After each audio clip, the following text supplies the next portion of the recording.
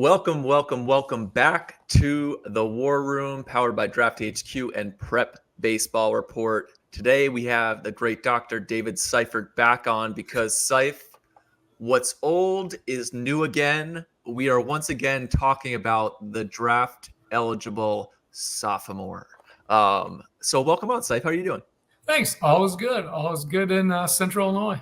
Very nice. You've been checking out tons of college action, and I feel like last year really kind of kicked off this wave of the draft soft. Now, there have been plenty of those guys, and for those who are not familiar with the draft process, I believe that you have to be 21 within how many days? Is it 30 days now or 2 months? It used to be 45 days of, and I didn't know if it was the first day of the draft or the last day of the draft. I never figured out the math. I don't think anybody did. But they made it simple now. It's basically August 1st. Okay. So it doesn't matter when the draft is. They've closed that gap, because it used to be 45 days, obviously. But now that the draft is the second week of July, All-Star break, that date is now it's August 1st. So it makes it a lot easier for us simple-minded folks. And what would be the easiest and the one thing America refuses to do is to just use like Jan 1 as the new year as being kind of when you're eligible, stuff like that. But that August 1st date, and I kind of went back into some historic stuff, and we're going to jump into last year's. But I'm looking at guys like Bobby Witt Jr., some of the top WAR from this past year. Bobby Witt Jr. would have been a draft eligible Soph. Zach Wheeler would have been a draft eligible Soph, actually fairly old in 2009, which is interesting when you start talking to some teams who really value that with regards to the relative age theory. But let's go to last year where we put out this great article. You, myself, and Ian Smith did such a great job in presenting. I mean, last year, I feel like 15 to 20 draft eligible Sophs. Guys were getting older, but there were close to $20 million in signing bonuses given to these draft eligible sophomores, including Malcolm Moore, who got $3 million, Cam Smith, who's off to a great start with the Cubs. He was given $5 million. Durangelo Senjay, who was close to $5 million, 488 out of Mississippi State. Dylan Dreiling, 1.2. Jared Thomas got $2 million. Dakota Jordan got $2 million. So these are all guys we highlighted last year. What say you from that? And what did you expect from last year? And how did it live up to what you expected? Well, I thought last year, I hate to use the word historic, but it really was. It was historic. There's so many, not only in quantity, but like you just mentioned, the quality. I think there were, I think it was 11 in the top 2 rounds.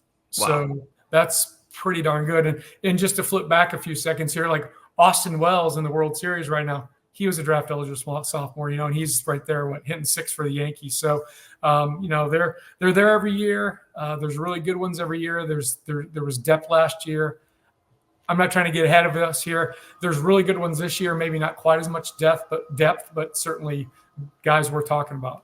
Now, what makes them so, like, I always think about the high school side of, like, you've scouted this, and we're going to talk about some guys for this year that I loved in high school. Why are we not going after it? And I guess we always go back to, it's hard to predict the future, or at least to show your work with regards to the future, right? If you pay a super old kid, Brett Beatty, for instance, you pay Brett Beatty, you go off and you get to see it. But if you don't pay a guy like Malcolm Moore, who was a top 10 prospect for us, we want to get this guy. You don't have the luxury once you sign them of showing, hey, 3 years from now, this guy's going to get $3 million instead of the 2. Or Cam Smith, who was a big time prospect out of high school down in Florida. If you give him $2.5 million out of high school or $3 million out of high school, you can't show your work and say, hey, he actually gets 5 in this alternate universe. That always stands out to me as something that makes things so difficult with regards to these older players. Is that what you look at with it? Well, I think it's really tricky. I mean, the advice they're given by their agents and others, but I mean, it all comes down to selling high, right? I mean, you hate to make a player like a stock, but they kind of are, right? Like you sell yourself high. What's that? A lot of front offices are likely selling them like stocks. So yeah, I mean, you sell high. And if you're a club, I hate to say you want to buy low. I think the biggest misconception people in general have are they think the clubs are just out to like screw every player for the low signing bonuses. And certainly there's negotiations, but that's not really the intent. The intent is to sign the player, obviously for less rather than more, but they're not trying to just dwindle them down to nothing. So I hate that misconception. I think that is out there oftentimes. But in this case, yeah, I mean, they just want to get their value, right? So if Cam Smith thought he was a top half of the first rounder and he got that type of money, why wait? Yeah. Why wait for your junior year when you're a little bit older than the average guy? Just take it now, And it's a fine line. It's a balancing act like anything else, but usually the guys make the right decision. Where do you land on the ageism of this whole aspect from the high school side? Right, I'm entrenched a lot with the high school side. We're seeing the ages. I actually think this 2025 prep class is one of the younger classes, probably a little skewed because we've had several reclasses to bring down the overall age level. I always look at it, a lot of teams like, oh, this guy's so old, but it just, to me, different regions, different states, different experience levels of the players. There's so much more that goes into it than just what's on paper. The amount of guys I played against, I can remember growing up, who may have been younger than me, but at like 12 and 13, they were already 35. I'm sure you've seen that out with your kids' teams where, okay, yes, he's older, but physiologically he may be younger and it may be a later bloomer situation. How do you, what is your personal philosophy with regards to age, especially with high school draft guys? I think I just agree with what the industry is kind of, trended towards. And obviously Witt Jr. is an exception, right? But they tend to shy away from the older hitters, the 19-year-old high school hitter, they kind of shy away from that guy. Whereas the pitcher, they remain a little bit more neutral, So I think I agree with that philosophy. And I'd be remiss because somebody out there is just yelling that I did talk about Bobby Witt Jr., but Gunnar Henderson was like more than a year younger than Bobby Witt Jr. in the same draft. So just so everybody is clear, we did not ignore that fact. No, good example. I mean, that's a really good example because, you just go back year after year after year, right? Like, some baseball rosters for travel ball growing up or whatever, or just rec ball, like they're usually based on the year in school, right? They have like an August 1st deadline, something around there. Whereas if you go into soccer, if you go into hockey, they're usually a calendar year, right? But then if you just even continue to dig down, I know this personally. I have a daughter. She has an end of August birthday. Well, we didn't want to start her in kindergarten when she was 4, so we kind of held her back because her birthday's August 30th. Okay, it's difference of one day. But with that, she's had really one more year experience, and just like any baseball player would have in the same situation, they'd have one more year of pitching or more at bats or whatever it might be. So even though they're just a few days older than the September 2nd birthday kid, it all matters in the end, getting to the point where you're 18 years old. So that's my take on it. I know it's a longer take, but again, just generally, I think older hitters are viewed a little differently than older pitchers. It really is remarkable. And I'm seeing it with young kids right now, month by month is such a huge gap, relative age theory of it versus a 17-year-old versus a 9-year-old. We're constantly going through months. I think America is just so much different that there are times rankings wise, we will see 26, 27 month separation within a class, which is, it really is insane. But what I've seen from our ranking side and analyzing, going down the rabbit holes that I'm constantly going down, a lot of and a lot ties back to Little League, right? It was August 1st, the date for forever, and then it moved to May 1. So it kind of changed the dynamics of these kids were the bigger kids early on. What I've seen in my brief study of some of these drafts, you will see a lot of the May, June, July. Those are kind of the guys out of high school who are drafted at the high end. Those are the older kids. That's where you get them at 18-11, 19-0, 19-1, kind of into that grouping. But then I think you and I have talked about this in the past. After college, those 2 and 3 years, you start seeing those February, March, April birthdays. I'm thinking about Dylan Cruz, Kyle Teal. There are guys where, hey, they were on the younger end of that baseball spectrum before college. Then they went to school, and it was like everything weeded out to those old guys. Anyway, that is just some entry into my brain and some of the rabbit holes that I've gone down. Oh, and something you said earlier too, you mentioned different, you mentioned just geographics, right? Like if you go way back, in Oklahoma, I think it started, and then Texas for football, right? Like, so if you're a girl, you just started school, right? If you're a boy, your parents held you back. So you were 7 when everybody else was 5.5 or whatever, just for example, right? So you're bigger, stronger, faster when you're a freshman in high school for football, so you can play right away. And let's face it, it's all about getting reps, right? You can be the same talented kid. The one with more reps is going to be better. The older one, is going to be better. So they're going to get more opportunity, and it just builds on it. But I do think it all goes back to where California's kind of been historically the young kids. Now I'm going back a ways, and Texas, Oklahoma, for football reasons, have been the older kids. So, but I think that's now kind of going all over from coast to coast, right? I'd have to check. This was probably like 6-7 years ago. I went into like each state is different with regards to their schooling and when people can start, what your last day, like Ohio was super old. I think Washington was super old. Like you just couldn't turn 20 during your sport in high school. But anyway, getting us back on track, I do want to shift over to this 2025 draft because it feels like just yesterday these guys were on the clock in the 2023 class draft, and there's some really good players. You recently have talked about, and this was a Super 60 guy that we loved, but Luke Stevenson, it sounds to me like he's leading this catching charge coming out of UNC Chapel Hill. Really good player, had a nice freshman year. Again, we loved him at the Super 60. What are you expecting out of him? What is his ceiling for this year? Well, Stevenson could be the best college catcher. He's not Adley Rutschman, but he could be the best college pick since Adley. Wow.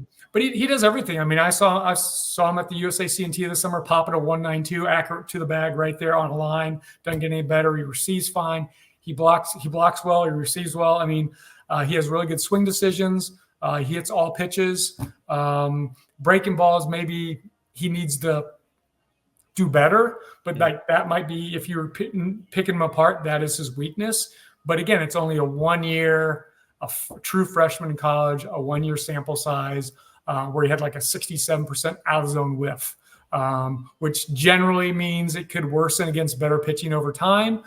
But guys also correct it. They just get more selective. They see more pitches. They get more comfortable. The whole confidence. So Stevenson, he's a special one for me.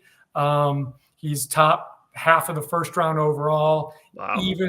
Even though clubs are kind of lessening their desire to take a college catcher high in the draft because so many good ones are coming up, third, fourth round now. So Stevenson for me is top half the first round.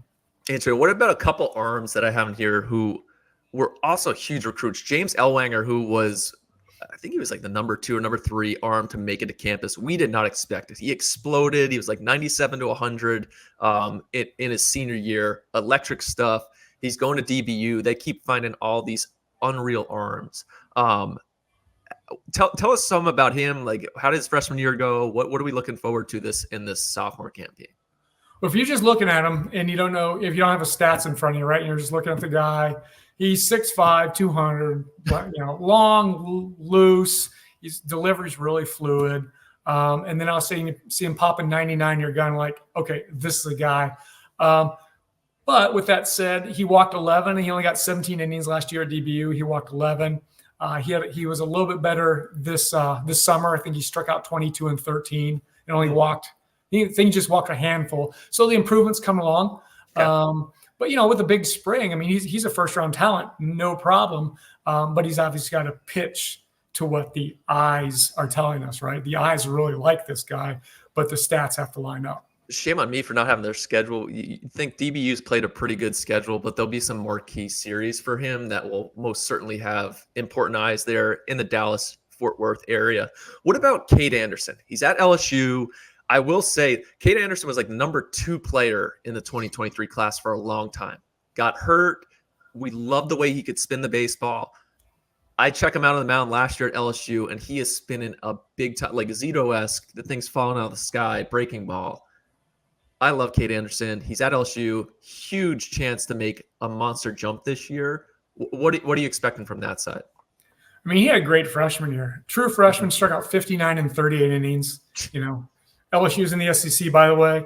And it was really with just 2 pitches. Fastball, which I think it was a 70%. He threw it 70% of the time. And then he had that big curveball like you were talking about. What's that? Tunnels right off of it. Yeah, he threw that like 25% of the time, and then he had a changeup, which is a really good pitch too, but he just never had to use it. It's a swing and miss. And was sink and run. Well, just to get a little bit better this year, he decided to add a 82-84 slider. I guess this fall it's been just a knockout pitch. Spins in the 2,900 RPM range. It's a bat misser, it's a barrel misser, it's a swing and misser. It's all of the above. So now he's got 4 pitches he can attack you with. He's 6'2", 180, 185, so there's still some projection there. He right now, well, before this improvement this fall, he was seen as a day one guy, probably the end of day one. But I think just what he's shown this fall, guys are talking about him around pick 30, 35, 40, somewhere in there. But again, it's a projectable guy. He's only getting better, so he could come right out there, and all of a sudden we would be talking about him in the middle of first round again. I think I caught him against Southeastern in Hammond last year on TV, and it was probably the hottest of hot takes, but I was like, this guy looks like 1-1 right now. It was just special stuff. Is there an avenue for him to be 1-1? Oof, great question. I think the leaning is toward, the tendencies towards hitters, obviously. How about top 10? What have you said? What if I said top 10? Yeah, if you're going 1-1, right, you got to be Skeens, right? Kind of just the way. But yeah, I think he's definitely sneaking in the top 10 because, the lefty's ahead of him. And I'm, again, nitpicking. I just saw Jamie Arnold from Florida State for 2 innings. Really good. Every time you see Jamie Arnold, he is really good. But he's the number one lefty on the board right now. But you could actually make an argument he might be a reliever because he's kind of Hader-ish, Josh Hader-esque, not ish or esque. I guess you could go either way. But that's the number one lefty. And Cade Anderson is the number 2 lefty. There's some other pretty good lefties too. I like Ben Jacobs from Arizona State and Zach Root from Arkansas, but I think Root's more of a late 2, early 3 round guy. But yeah, I think you could definitely make a case for Anderson in the top 10 if he keeps building and progressing like he's done. And it's possible too because it's a starter delivery, it's a lower effort, it's command over control. Again, there's 4 pitches, so he fits all the things you're looking for a top half of first round guy. Very nice. Well, let's stay on left-handers because it seems like a bunch of southpaws from this 23 class that are now draft eligible sophomores. Lefty Matt Dallas, who's at Wake Forest now, over from Tennessee, who we really liked in high school, can really spin it. Folger Boaz, who got some great time at Chapel Hill and UNC down there last year. Big physical body. He was a football player, multi-sport guy. Has some it factor to him. He's one that I'm going to be following very closely. And then Zane Adams, who you just got to see with Alabama, who's another lefty in this class, top 100 recruit coming in. Yeah, how about that? About Zane Adams actually right off the start. How about that for a game? I saw Zane Adams start against Jamie Arnold. Jamie Arnold. So that's pretty nice. Pretty nice one to sit and watch for a couple innings. But I was impressed. I was impressed with Zane Adams for sure. Last year, he's mostly just a fastball curveball guy, and the curveball was his out pitch. Fastball's a little straight. This year, he's added a cutter, and it was really, really good. It's 88-90. He cuts it on the right-hand hitters. Super effective, and just gives him another. It's not so much a swing and miss pitch as it is that it's gonna hit you in the hands, or he's gonna run it away, kind of like Walker Buehler was running that cutter away from Aaron Judge last night. Stop it. This is the opposite. Yeah, stop it. This is kind of the opposite. Obviously, left on left, but it's a good cutter. It's a 55, potentially a 60 cutter.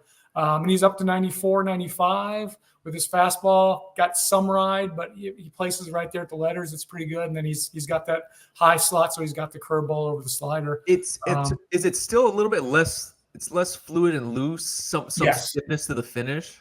Yeah, he's tight. He's got some stiffness. It's a really high slot. It's a stiff landing. It's stiff, which isn't really conducive to being a starter, but there are guys like that who start. And now with that third pitch, you can obviously see him a little more as a starter, not much of a changeup. But yeah, Zane Adams, for me, he's went from maybe a 3rd, 4th round type guy to, based on what I saw on Saturday, again, it's just 2 innings. Yeah. Don't take it too much, but it is an outing that he was good. He's bumped himself up probably around just on my rough list. That's a continuous work in progress. Awesome. Well, mark me down as Folger Boaz fan club to start the year. I will be locked in from the command center, Seif, on UNC as long as they have a good feed. UNC early in the year has been a suspect viewing situation in the past. As you know, I've texted you about this, but I will be locked in. You can promise on that. Let's shift over. Do want to talk about a trio of guys, hitters, who are all like kind of, I don't want to call them closet favorites in high school because they are clearly marked fairly high. But let's start with two at the top, both Carolina products who went out of state. Trent Caraway, who's at Oregon State, who was kind of banged up last year, broke his hand, and we can dive into that. And then Dean Curley at Tennessee, who had obviously a remarkable season, national champions, freshman, all the accolades. Both were ultra talented guys in high school. Dean Curley, huge upside. Is he going to get there? Big power. Everything came easy. Versus Caraway, Trinity League, Jay Serra. Everybody's seen him a million times. Can really hit. He was at number 21 in our class. I honestly did not expect him to get to campus. He just banged. Guys loved him. I don't know what the numbers ended up being. He ends up in Corvallis. So start with Caraway. What did you see this summer? Where is he at right now? Caraway probably somewhere late day one, early day two, I think is fair. I think guys just want to see him more the entire college season. If you remember last year, he just played the first 2-3 weeks, hurt his finger, and he was limited 17 games on the season. And it wasn't the prettiest of numbers. I mean, he hit 339, he had some power, but it was a 32% strikeout rate. So that just doesn't play, as we all know. But in the Cape, he was much better. I forget his exact numbers, but he showed power, hit for a decent average. And more importantly, for when I saw him and it lined up to his statistics, he didn't strike out that much. I mean, he put the bat on the ball. I think it was less than 20% of the time. And out in the Cape, that's good. That's really good. And he like I said, he's got some thump. I think the only question mark with him is, can he stay at third? His hands are fringy. His range is fringy. He's got plenty of arm strength. He's kind of got the mature, strong body type, so there's not a ton of projection. He's an average athlete, so maybe he can stay there. If he can't, does he go to left field? Does he go right field? Maybe first base? But then you're talking, obviously lesser value. But the dude can hit, so I'm in. It's interesting. You and I went back and forth a little bit about like the data set off of such a minimal year, and then. But me being out here at Oregon, I was in tune. Obviously, loved him at Jay Serra. He comes up here. I'm following his season. Awesome start to the year. I think he had a double and a home run his first 2 games. Goes down to Globe Life. You see him. Hagen Smith strikes out like 70 guys in the game. But Caraway goes 2 for 4. Yeah. Bazana doesn't go 2 for 4. Caraway does. And then even the strikeout weight, though, swinging, I think he had 6 or 7 strikeouts against Utah after he'd broken his hand. So the last 2 games, it's like, all right, in 18 games, take this out. The weather this one weekend in Corvallis, I'm the apologist, I guess, for Trent Caraway and that year getting washed out. I think what you saw in the Cape will be what he continues. Big lineup for the Beavs with Turley out there. Really excited about it. Curley on the other. Arquette, too. You forgot about Arquette. Arquette, I think Wilson Weber. I think there's going to be a lot of Corvallis is going on the travel train as the Pac-1, and they're looking to take down some teams. Well, at least, we actually have to have a ceremony, Shooter, to bury the Pac-12 network, because you're not going to be burying it this year.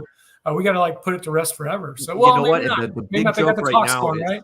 They got the talks going for Pac-12. So. Yeah, they're on the CW, which is actually better for my viewing. So usually between Dawson's Creek and One Tree Hill, I throw in a Beaver football game or a Wazoo football game. But I digress. Curley, on the other hand, has the full year, big things. Obviously, the frame, it's almost like A-Rod type frame. Like, he's 6'3", 6'4", square shoulders, good athlete, huge arm. The key is what? Can he stick at shortstop? Well, he played shortstop for the national champions. Will he stay there this year? Gavin Keelan transfers in. They got my guy from South Florida who's awesome. The kid that would come in, shoot. Anyway, where's Curley playing this year? What does he have to do? I mean, shoot, everybody at Tennessee hits 25 jacks, so you'd kind of expect that from him. Can he climb in the top half of the first round? For me, easily. Yeah. Okay. For me, if the draft were tomorrow and I was picking 15, he'd be in consideration. He really would. I'm not sure if he's going to stick at shortstop. I'm going to have to say no. And I hate to say it's based on the 14 innings that he played 9 of just on Friday night when they played Western Kentucky and Nashville. Just coming in, throwing in that quick play on the run where he really has to rush it, because He's not slow, but he's just not major league quick for a shortstop. But third base, I have no issues. He's got a 70 grade arm. He's got good hands. So for him to stick on the left side, certainly I'm all in. And I hate to say beyond any doubt he's going to hit, because I don't think anybody's like that. But if you think a guy has a good chance to hit, Curley would be that guy, because I mean, low maintenance. It's low maintenance. I mean, he just swings at strikes too. I mean, that's most of the battle, you know. If you swing at strikes and you take the balls, like, you're going to be a pretty good hitter, and he does it. He has power. He has hand-eye. He can hit the breaking ball. He had a sub 10% whiff rate on fastballs 92 miles per hour and above last year. That's kind of like really elite. So I'm good with Curley. I'm all in. I'm all in from Curley. All he's got to do is go out there and just improve a little bit across the board in every area, and he's top half the first round guy for me. Which, I mean, honestly, the Tennessee guys have done that. So you kind of expect it. It doesn't matter that the lineup lost. It seems to reload. What about two more? Let's talk about Harry Ford at UVA and Trey Phelps at Georgia, who we've talked about in the past. How are they similar, and what can we expect out of them? Man, Phelps is exciting. He's 6'2", 205. He can play anywhere on the diamond. He's not a pitcher or catcher, but I mean, he wouldn't be great at shortstop, but he could play there, right? Like, if you need him to play there. So it just gives him that, like, back in the day, it'd be like, oh, the guy doesn't have a position. Oh, so he's going to go down the board. Now it's almost like, oh, the guy can almost play anywhere. He can, you know, he can play any corner. He can play center, second base, whatever. So it gives him more value. And just Trey Phelps, that guy, he probably has the highest upside of anybody. He's that athletic. He's 5 tools. He doesn't really he get hit like 380 last year. Yeah, as a true freshman. Yeah. 353 as a true freshman. He led the USA CNT Summer League Tour team. There were 2 teams. He led the younger of those 2 teams with a 385 average, triple home run. I mean, the guy, his only weakness is that he just swings too often, too early, too much, right? Like, he swings at 77% of the pitches in the strike zone. That's how aggressive he is. And I don't have his walks and strikeouts from last year, but it was like 15 and 14. Like, it was hardly any. I mean, he's up there to swing. So I guess the question is, like, what combination is that of that over aggressiveness and being able to put the bat on the ball, because he doesn't swing and miss? Like, where's that right balance, right? Because you want hard contact, not just contact. But man, Phelps, like I said, he has as much or more upside than anybody in this draft. He really does. And what about Henry Ford, who Baylor school kid in Tennessee, got seen by a lot of guys. He's at UVA now. Big physical power potential from this guy. Love the swing. Yeah, he's got a lead extension. So yeah, there's definitely power potential. It's a nice swing with a lead extension. I mean, it's what you want to teach a power hitter, how to swing. Kind of like I hate to say Stanton because he can't run, but kind of like Stanton. Just like Stanton is just it's that just through the zone, and it's plenty of power. The interesting thing about Ford is he came to UVA, or you knew him as a prep. I remember at the Super 60, correct? Tell me if I'm wrong. He was at the Super 60 as a catcher? I have to check. He was at something. Okay. I remember seeing him as a prep. I swear he was a catcher. He converted to first base last year at UVA, did fine, but now they put him in right field, where he does have an above average arm, plus arm, so it does fit. He seems to be a natural route runner in the outfield. I have some insider scoop there. I've got my best man's son. That's how old I am. My best man's son now plays at UVA, so I've got a little insider scoop. But he saw him all fall every day. Ford has off the charts makeup, great teammate, great dude, hard worker, team leader, and just seems to be a natural fit in right field, which just raises his value even more because now he can play outfield and first base. So yeah, Henry Ford, first rounder going into the year as well. It's interesting you talk about the versatility of the defense, the defend tool for a lot of these guys. And even watching the major league teams, like the Dodgers now, right? Mookie's playing all over the field. He's Gold Glover at literally every position. Is it Chris Young? He's played all over the field for them. Tommy Edmonds played all over the field for the Dodgers. Jazz Chisholm's played all over the field.